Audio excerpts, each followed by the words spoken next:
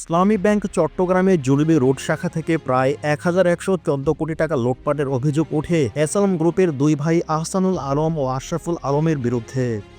দুর্নীতি দমন কমিশন দুদক এ ঘটনায় তাদের সহ ৫৪ জনের বিরুদ্ধে মামলা দায়ের করে।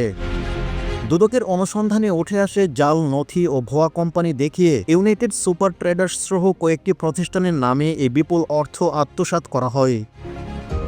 আহসানুল আলম ইসলামী ব্যাংকের সাবেক চেয়ারম্যান ছিলেন। তার ভাই আশরাফুল আলম ভুয়া প্রতিষ্ঠান ইনফিনিটি সিআর ট্রিপস লিমিটেডের মালিক। দুদক জানায় ২০২১ থেকে ২০২৩ সাল পর্যন্ত জুলুবি রোড শাখা থেকে ১,১১৩ কোটি টাকা ঋণ দেওয়া হয়। এর মধ্যে প্রায় ৯৯৫ বার উত্তোলনের মাধ্যমে এ অর্থ লুটপাট করা হয়।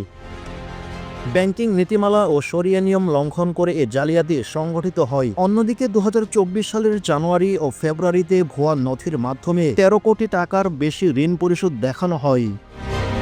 এই দুর্নীতির ঘটনায় দেশের ব্যাংকিং খাতের আস্থা পুনরুদ্ধার ও অর্থনৈতিক স্থিতিশীলতা নিশ্চিত করতে কঠোর ব্যবস্থা গ্রহণ প্রয়োজন বলে মনে করেন সংশ্লিষ্টরা।